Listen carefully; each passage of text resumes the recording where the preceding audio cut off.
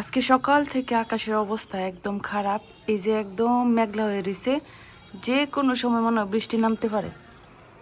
প্রত্যেক বছর ঈদের সময় বৃষ্টি নামে আর মাঠ পড়ার সময় এই জিনিসটা খুবই খারাপ লাগে। মানে সকালবেলা সবাই সাজ্জাগুজা মাঠ পড়তে যায়, নামাজে যায়, ওই সময় বৃষ্টি নামে আর সব ভিজে একাকার, মানে নামাজ পড়ার মতো জায়গা থাকে না, মাঠ একদম কাদা ভরে যায়। তা আজকেও দেখা যায় যে আকাশে অনেক মেঘলা। তো আজকে বৃষ্টি আসবো কি না আল্লাহ জানে, না আসলে তো ভালোই হতো। আসসালামু আলাইকুম, ঈদ মুবারক সবাইকে। তো সকাল থেকে সেমাই মিষ্টি এগুলা রান্না কইরা তারপরে সবাই খাওয়াইয়া মাঠে পাঠাইতে পাঠাইতে লেট হয়ে গেছে। এখন আমরা হইতেছে মাংস রান্না করতেছি। এখানে আছে গরুর মাংস, চালের রুটি দিয়ে খাওয়া হইব আর কি। তো এই যে মাংসটা দিক দিয়ে বসাইছি আর ওই দিক দিয়ে রুটি বানানো হইতেছে। মানে ঈদ আসলেই আমরা এদিকে হলো চালের রুটি আর মাংসটা খাওয়া হয় বেশি। তো এনে গরুর মাংসটা হইতে টাইম লাগবে, আগে বসাই দিছি। এখন যাই হলো চালের রুটিগুলা বানাই নিয়াম। এইখানে হলো রুটি বানানো হইতেছে, যে অনেক চালের রুটি বানানো হইব আজকে। কারণ মেহমান আছে আর হইতেছে বাড়ির লোক সংখ্যা অনেক বেশি।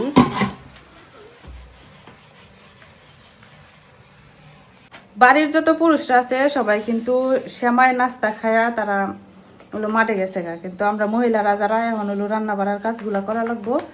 তো আমি এখন পর্যন্ত গোসল টোসল করি নাই, একবারে রান্না শেষ করে তারপরে হইতেছে গোসল করা লাগবো। তো এই চালের রুটি কিন্তু অনেক বেশি বানানো লাগে, 100-র উপরে রুটি বানানো টার্গেট নিচ্ছি আর কি আমরা। তো রুটিগুলা বানানো শেষ হইলে তারপরে আমরা গোসল টোসল করে ফ্রেশ হইয়াম। সকাল থেকে কিন্তু আমরা এখনো কোনো কিছু খাইছি না। আর ঈদের দিন সকালবেলা সেমাই আমি খাইতেই পারি না একদম, যদি একটু খাই তাহলে সারা দিনের খাওয়া শেষ।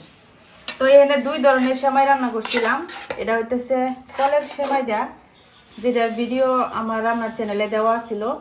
তো এই কলের সেমাইটা রান্না করা আপনাদেরকে দেখায় ভাবছিলাম, কিন্তু আর সময় সুযোগ হয়ে ওঠে নাই, দেখাইতে পারি নাই। তো এটা এখন একটু খাইয়াম। আর এখানে হলো লাচ্চার সেমাই রান্না করছিলাম, অল্প অল্প করে নিতেছি কারণ আমি এত বেশি মিষ্টি খাইতে পারি না। আর এই বছর সময় পাই নাই, অনেক ঝামেলার মধ্যে, ঈদের সামনে অনেক ঝামেলা ছিল, পরে কোনো শিরিষ পিঠা এগুলো বানাইতেই পারছি না।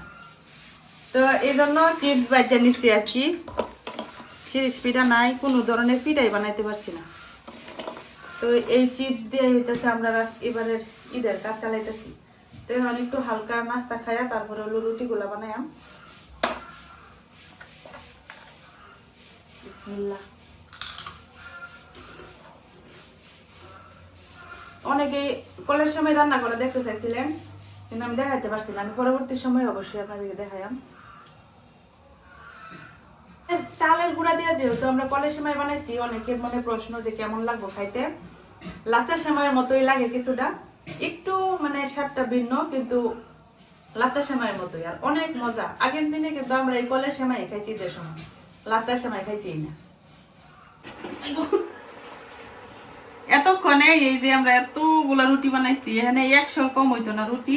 আর অর্ধেক খোলানো হয়ে গেছে, এই যে হ্যাঁ অর্ধেক খোলানো হয়েছে, আরো তো বেশি অর্ধেক রয়েছে। এই যে এগুলা সব হইতেছে হাতে বানানো রুটি। এখন এই রুটিগুলা খোলাই নিতেছি।